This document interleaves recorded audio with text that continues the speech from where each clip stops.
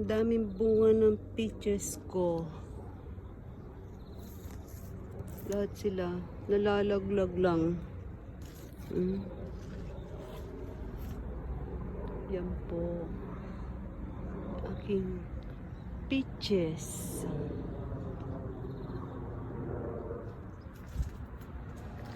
Sayang naman.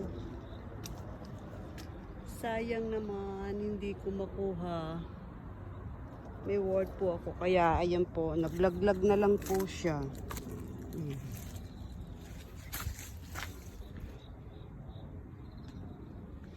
Naglaglag na lang po yung mga peaches. Sayang.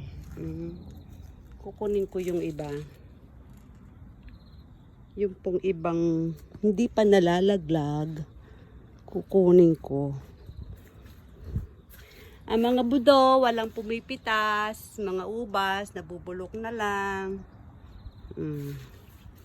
Dahil busy, nabubulok na lang po yung aking mga grapes. Ayan. Matamis na yung grapes. Oh.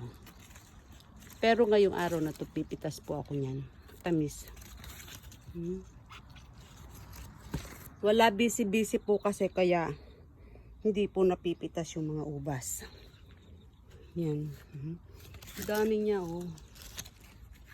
Ito mo, nabubulok na lang siya.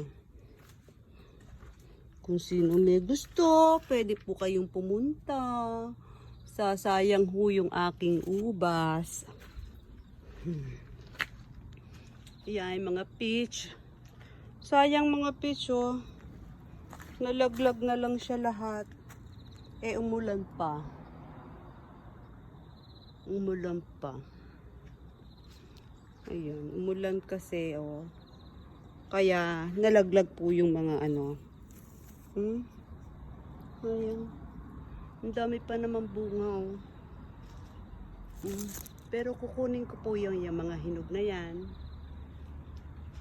Kukunin ko yan. Ito, mga hilaw pa siya. Tingnan nyo, oh. Ang dami. Sayang. Ito medyo matigas pa, nalaglag na sa ulan. Pag po yan nahinog na, gagawin ako dyan. Hindi magkakain kasi. Hindi makain-kain. Walang kumakain. Experiment ko siya. Ipe-preserve ko siya. Yan. Dami, oh. Sayang. Pero yung mga nalaglag, ayoko na yan. Kukunin ko yun nasa puno. Yan. Okay.